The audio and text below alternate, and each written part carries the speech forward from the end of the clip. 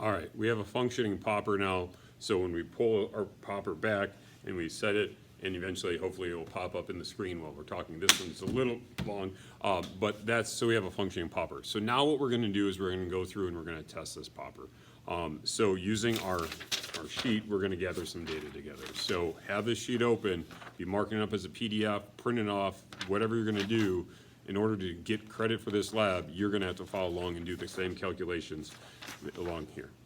Okay, so I'm gonna kind of splice all these together to hopefully make it kind of look nice, all right? So the first thing we gotta do is find the mass of my popper. So after I went and cut this popper, I can find the mass, and it's 16.25 grams.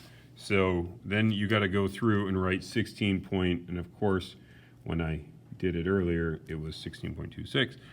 So 16.25 grams is our mass, but all of our masses need to be in kilograms. So in order to go from grams to kilograms, we have to divide by 1,000. So our mass is going to be 0.1625. Okay. Before we go and do our launches, we're going to measure this distance here, because when we talk about PE equal 1/2 kx squared, this K is what we're ultimately solving for. Way down here it says, what is the spring constant? We're solving for K. But this right here, this field, is what we get right there. Okay, so that's the next step. All right, so now what we're gonna do is we're gonna fill in the distance between relaxed and cocked in terms of our popper. So when we take our popper, that's the relaxed, and then when we cock the popper, that's gonna be that. So that is what we are going to be looking for, and we're gonna make some quick measurements. Now, because this popper stays really for a long time, it works a little bit nicer. However, we can go through and we can simply hold it, and when we measure, we can then go and get a pretty decent measurement. So how far, this is the cocked stage, is gonna be it's 2 centimeters, right? It's just at that 2 centimeter mark. So right here for the cocked popper would be 2 centimeters. Then we are going to take it in the relaxed state, and I have this pretty close to eye levels, how this worked. So we have, there's 2.5, there's 2.7 centimeters.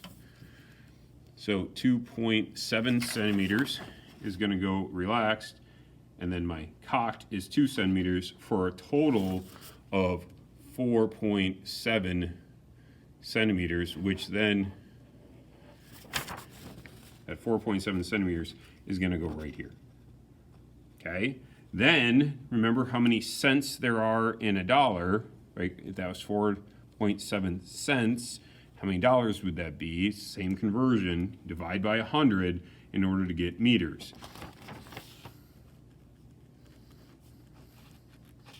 Divide by divide by 100. Now we're gonna go to the board and we are going to test our popper. All right, now what we're gonna do is we're gonna fill out this section for the heights. So we have to do this 5 times. We're gonna take our popper, we're going to cock the popper, we're gonna set it on the ground. Then what's gonna happen, we're gonna get a marker ready, and we're gonna wait, and we're gonna measure off the floor because it's a 2-location problem, and that's location 1, how much kinetic energy, how much gravitational potential energy, and how much potential elastic energy does this popper have at location 1, and it's gonna pop to max height. It's got 2 location, that's my location 2.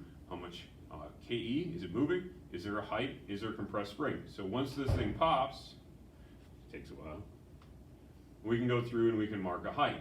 Now, I measured off the floor ready to the marker tray of 0.94 meters, and we can then go and make our measurements off of that, so we don't have to measure off the floor every time. So now we wait.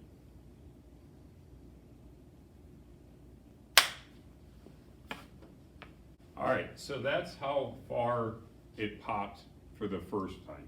So if I take my ruler and I go from here to here, that's 1 meter, and then I can go from here to here is another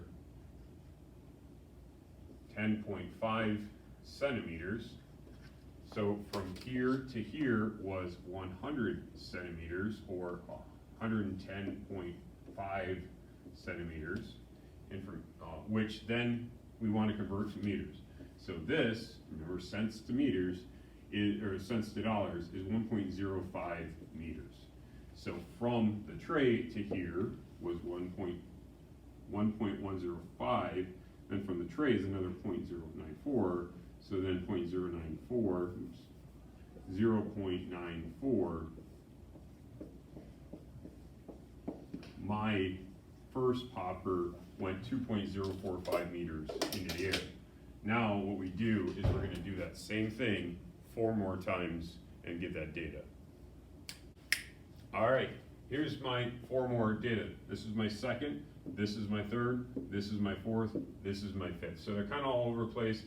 That's what we're going to go through, and now we're going to measure these things. All right, so here's our data.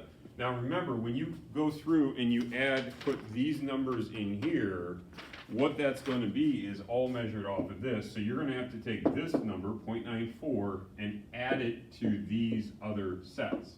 So your data point number 2 is 1.15 plus the 0.94 for your height 2. Your height 3 is going to be 1.045 plus 0.94. That's what you're going to be putting in this third spot right here.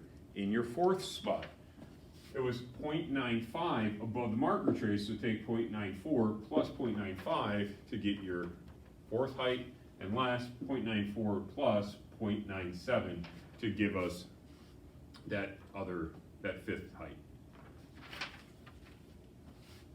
Okay, so now what are we going to do? Now you're going to go through, it's a 2-location problem. It's a 2-location problem. Location 1 is on the floor. Location 2, max height. At location 1, was it moving? Did it have velocity? At location 2, was there a height when it was on the floor? At location 1, was there a compressed spring? And our popper is a spring. So on the floor, was it moving? Was there a height? Was there compressed spring? At max height being the key, was it moving? Was there a height? Is that popper still storing energy as a compressed spring?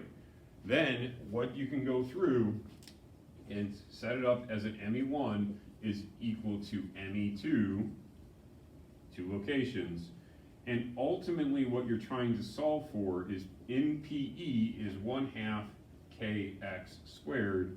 You are trying to determine what that K value is. If you have questions and trying to figure out this lab, please email me and let me know. Have a good day.